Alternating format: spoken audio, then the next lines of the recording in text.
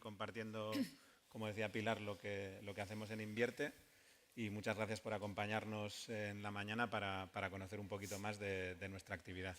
Creemos que la mejor manera de dar a conocer lo que hacemos es utilizar casos prácticos y como estamos en Ibiza, que es un ámbito pues claramente relacionado con el turismo, el mar, ¿no? Pues hemos elegido dos inversores que son inversores que ahora se presentarán ellos, pero que van a etapas un poquito más tempranas y a etapas un poquito más tardías para que estén representados pues diferentes ámbitos y alcances de lo que nosotros financiamos cuando acompañamos a vehículos de inversión. Y luego tenemos a dos compañías que nos acompañan, que como veréis luego, pues tienen mucho que ver con el tema del mar, ¿no? Y ese es un guiño. Tenemos, como comentaba Pilar antes, en el año 2024 hemos acompañado en 68 compañías a inversores privados en rondas. Tenemos más de 140 compañías vivas en cartera y si contamos no solo las que participamos directamente, sino también las que tenemos a través de vehículos de inversión en los que participamos, estamos cerca de las 500 compañías a las que de alguna manera les estamos intentando ayudar a cubrir pasos y a cerrar etapas y a seguir creciendo y convirtiéndose en una realidad. Entonces, sin más preámbulos, me gustaría dar paso a que pues, las distintas personas que nos acompañan en la mesa tengan la oportunidad de presentarse rápidamente y después de eso pues, entramos ya en debate. Entonces, nos acompaña Javier Ulecia, cofundador de Bullnet Capital. Muchas gracias, Andrés, y gracias a CDTI por la invitación. Nosotros somos un fondo de Venture Capital, llevamos 24 años, ahora 25 el año que viene, invirtiendo en empresas españolas del mundo de la alta tecnología, lo que ahora se llama Deep Tech, y con un foco muy especial en transferencia de tecnología, es decir, en compañías que salen de la universidad, que salen de centros de investigación, que llevan años investigando en áreas muy concretas y bueno, pues que necesitan o quieren ponerlo en el mercado y que necesitan financiación y apoyo. Muy bien, muchas gracias. Tenemos también vamos a seguir como están sentados para ayudarnos. Tenemos también a Alberto Parejo, de Alantra. Muchas gracias, Andrés, y a CDTI por la invitación. Lo primero, yo llevo 20 años de mi carrera profesional dedicada al mundo del levantamiento de fondos y la relación con los inversores en el mundo de activos alternativos, con un foco pues, muy importante en todo lo que tiene que ver con Private Equity, Venture Capital y Growth. Y trabajo en una empresa de servicios financieros que se llama Alantra, donde pues, bueno, gestionamos cerca de 4.000 millones de euros en diferentes estrategias de Private Equity, Venture Capital y Growth, muchas de ellas relacionadas con el mundo de la tecnología. Y en algunos de nuestros fondos y estrategias pues, tenemos al CDTI como inversor, ¿no? Tenemos también a Cristina Alexandri, de Bound for Blue. Pues yo soy Cristina, soy una de las 3 fundadoras de Bound for Blue y bueno, un poquito para que sepáis lo que hacemos, estamos volviendo a los orígenes de la navegación marítima. Los barcos mercantes hoy en día consumen muchísimo petróleo, emiten muchísimas emisiones y lo que estamos haciendo es volver a ponerles velas, unas velas un poco diferentes a las velas de tela que usó Cristóbal Colón en su día. Son velas más parecidas a las de avión y de hecho empujan 8 veces más con la misma superficie, o sea, muchísimo más eficientes con una tecnología que se llama succión. Y nada, tenemos ya varios clientes alrededor del mundo, a navieras enormes, Maersk Tankers es uno de nuestros clientes, Eastern Pacific Shipping que está en Singapur, navieras en Japón y bueno, contamos, gracias pues, al apoyo de CDTI, pues hemos llegado al desarrollo de la tecnología, implantación y crecimiento. Muchas gracias. Y por último tenemos a Irene Zaldívar de AD Particles. Buenos días, muchas gracias a Andrés y al CDTI por invitarme a este evento. Bueno, mi nombre es Irene Zaldívar, soy CEO de Advanced Dispersed Particles. Somos una spin-off del CSIC.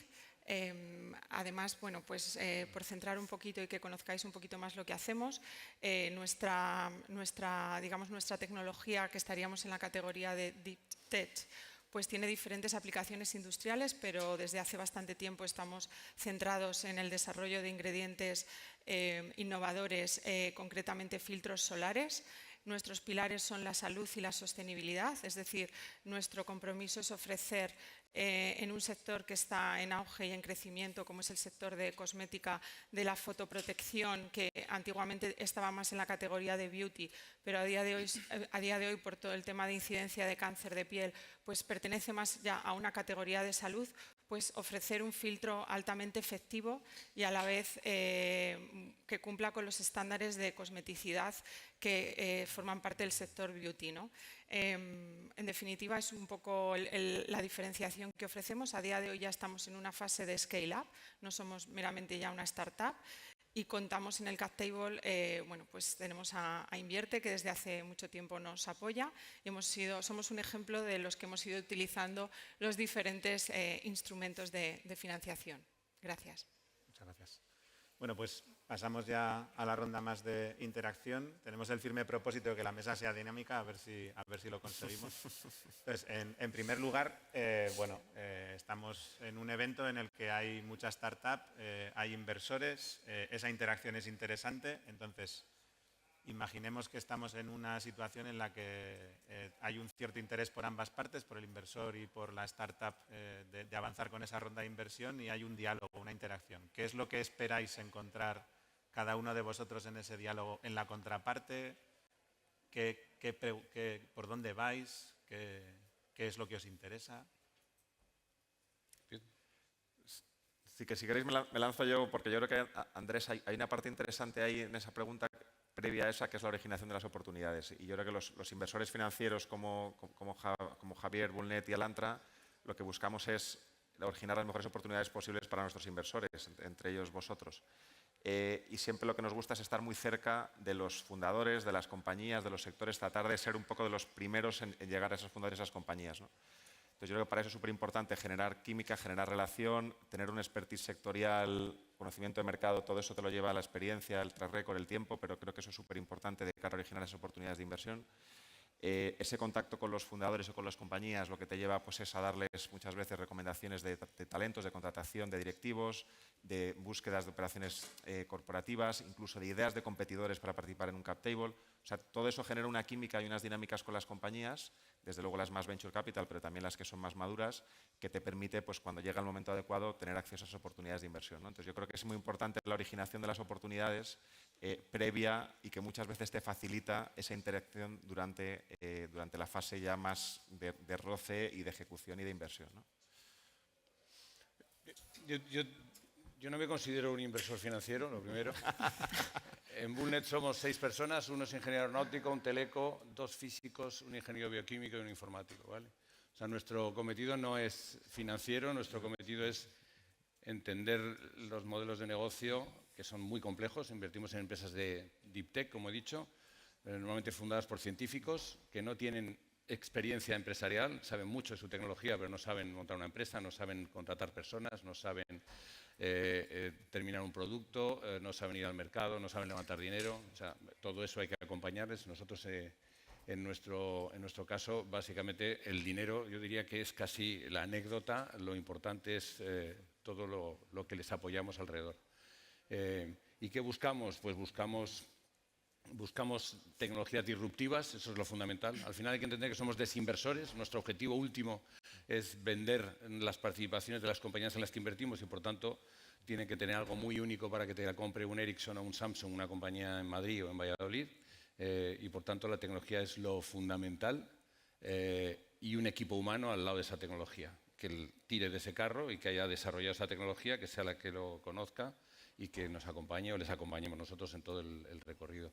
Entonces, luego, evidentemente, tiene que haber un mercado potencial, tiene que haber la capacidad de crecer sin necesidad de levantar cientos de millones, tiene que haber, como digo, algún día un exit, pero lo fundamental es una tecnología y un equipo humano que vayan de la mano. Yo cojo un punto que tú has dicho, Alberto, que es la parte del feeling que te da el inversor. Yo creo que es hablar el mismo idioma y que vayamos en la misma dirección. Porque al final te casas con ciertas personas durante mucho tiempo, y lo hablábamos antes, y si no estamos alineados hacia dónde vamos, y uno quiere crecimiento y el otro quiere rentabilidad, y acabas teniendo ahí un mix de inversores, y obviamente tú también tienes un objetivo con la empresa, entonces eso se hace muy difícil de gestionar. Entonces yo creo que es alineamiento al principio hacia dónde vamos, y que puedas trabajar con la persona, que habrá disparidad de opiniones en el día a día, en el consejo, pero que puedas avanzar.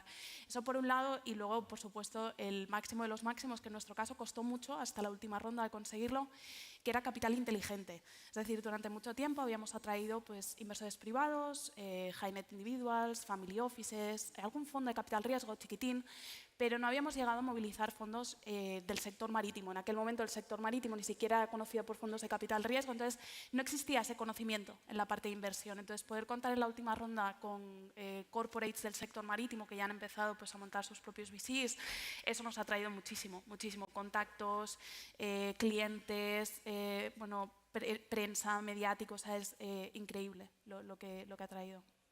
Yo comparto con Cristina y lo que ya habéis comentado, que al final desde nuestro lado lo que buscamos, sobre todo desde esa parte de acompañamiento, ¿no?, de los inversores, es que, bueno, pues evidentemente no esperas que estén en el día a día, pero sí que entiendan bien el modelo de negocio, porque concretamente nosotros, que somos una empresa biotecnológica de base del CSIC, totalmente, pues que inicialmente en el momento de inicio y de arranque de la compañía partíamos de un TRL 0 a día de hoy ya pues estar en un TRL 9, todo ese proceso, ¿no?, todos esos años de trabajo de escalabilidad es un proceso largo y arduo, donde si no se alinean el propio desarrollo de la compañía con las expectativas de los inversores, pues puede ser muy complicado, ¿no?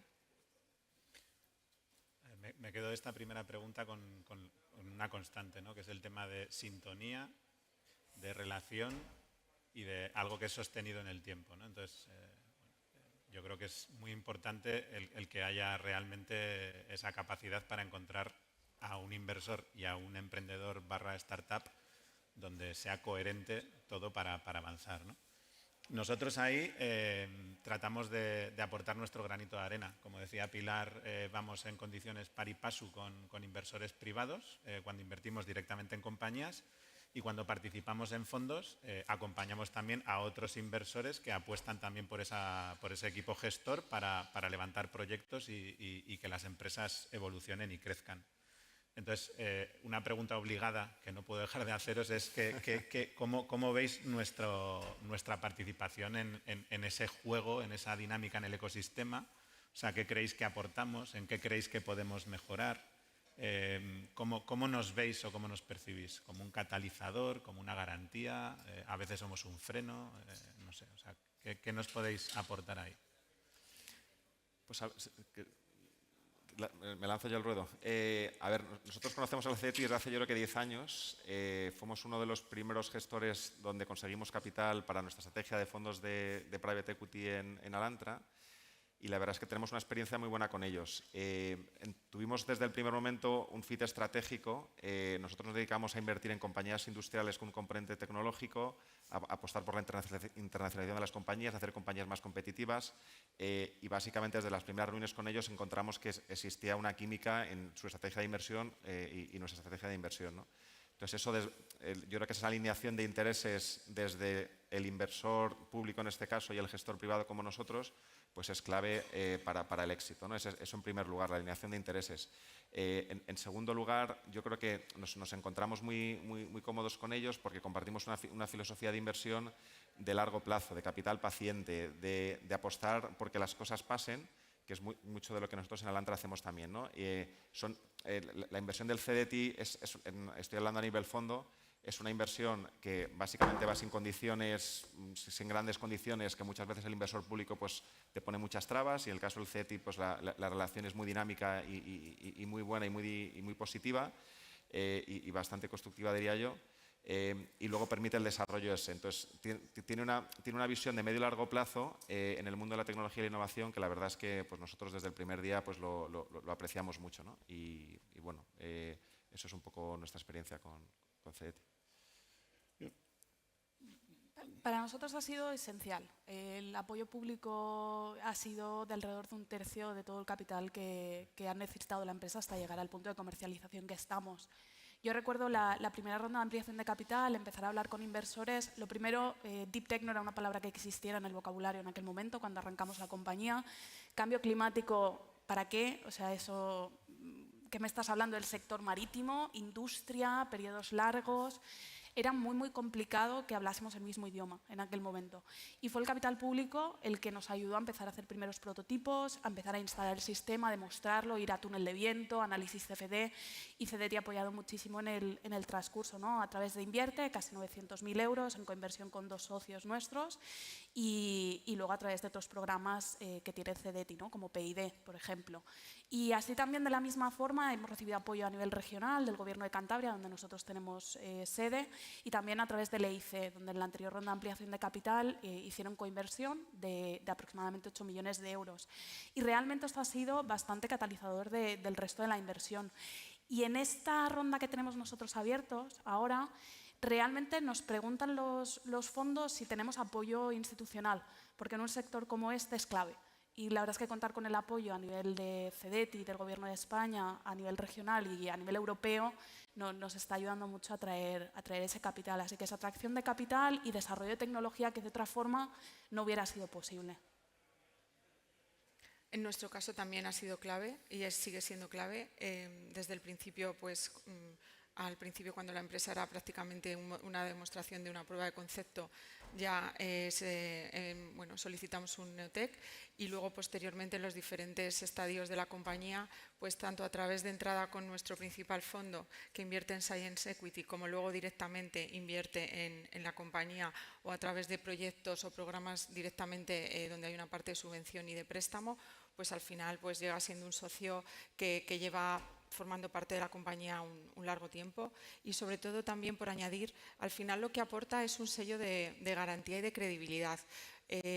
Primero, cuando entran directamente como inversor, pues el hecho de pasar una due diligence creo que le da mucha robustez y profesionaliza muchos procesos dentro de la compañía, pero por otro lado, ese sello de garantía y de credibilidad también se lo da a nuevos inversores, por el hecho de estar un ente público dentro del cap table, y también en momentos donde puede haber situaciones de dificultad con el cap table, pues también ayuda, ¿no? a que fluya. Así que bastante satisfechos. Bueno, nosotros llevamos 25 años, casi, como digo.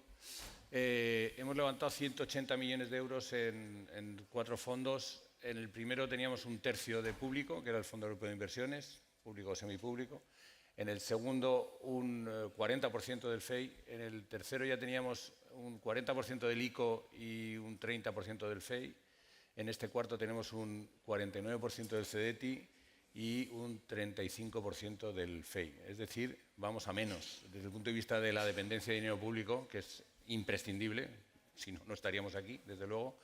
Pero eso no es sostenible. O sea, el que el mundo del venture capital en España o de las startups dependa tantísimo del dinero público, es, bueno, en España y en Europa, pues hay que arreglarlo de alguna manera. Y hay un problema de acceso al dinero privado clarísimo en los fondos. Y ahí es donde yo creo que las instituciones públicas deberían, aparte de seguir apoyando con dinero público, y el CDT lo hace muy bien, hay que cambiar las reglas, hay que incentivar que el dinero privado acceda a los vehículos que invertimos en este tipo de compañías, porque es que hay compañías que ya tienen, que son compañías públicas. Entre el dinero que indirectamente tenemos público en los fondos, más las coinversiones del CDT, más las ayudas de otros, son compañías que al final, en su accionariado, directo e indirecto, son prácticamente compañías públicas.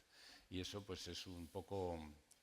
Y desde el punto de vista de los incentivos, tiene que haber incentivos fiscales para que el dinero privado invierta.